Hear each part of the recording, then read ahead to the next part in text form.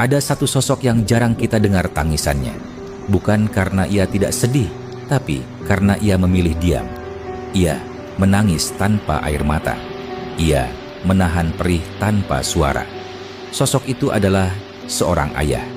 Ayah adalah orang yang paling pandai menyembunyikan lelahnya. Ia memikul nasib anak-anaknya di balik kaos tipis yang ia kenakan setiap hari. Ketika hidup menuntut lebih, ia yang pertama mengalah. Ia yang pertama berkorban tanpa pernah meminta untuk dimengerti. Memang benar, ibu mengandung kita selama 9 bulan. Namun, ayah, ia mengandung kita di pikirannya selama itu, bahkan lebih lama. Setiap hari, ia memikirkan masa depan anak-anaknya.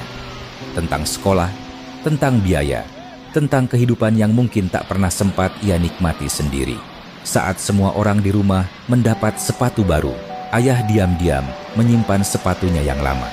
Ketika yang lain tampil rapi dan pantas, ayah tak keberatan mengenakan yang sudah usang. Bukan karena ia tak ingin yang baru, tapi karena ia tahu kebahagiaan anak-anaknya lebih penting daripada kenyamanannya sendiri. Ayah adalah orang yang mematikan mimpinya sendiri agar mimpi anaknya bisa hidup. Ia menyimpan keinginannya jauh-jauh, lalu menatap masa depan anak-anaknya dengan mata yang penuh harap.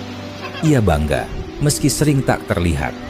Ayah adalah penjaga keluarga, penjaga harapan. Ia tersenyum, bahkan ketika hatinya terluka. Ia tetap berdiri, meski dunia terasa berat. Ia melakukan segalanya, tapi jarang mengatakannya. Bukan karena tidak ingin dipuji, tapi karena baginya, tanggung jawab tidak perlu diumumkan. Ayah bekerja, ayah berjuang, ayah bertahan. Namun ayah jarang bercerita. Dan seringkali saat kita mulai benar-benar memahami pengorbanannya, ayah sudah terlalu lelah, atau waktunya sudah terlalu sempit. Saat itu, ia bukan lagi ayah yang sama. Bukan karena cintanya berkurang, tapi karena hidup telah mengambil terlalu banyak darinya. Cerita ini bukan untuk membuat kita merasa bersalah. Ini adalah pengingat lembut agar kita lebih peka, agar kita belajar melihat sebelum kehilangan, agar kita menghargai selagi masih ada. Jika ayahmu masih hidup, dengarkan dia. Jika ia masih bekerja, hargai lelahnya. Jika ia diam, pahami bahwa diamnya penuh cinta. Kalau kisah ini membuatmu teringat pada ayahmu, kamu boleh berbagi cerita di kolom komentar. Bukan untuk membandingkan, tapi untuk mengenang dan mendoakan.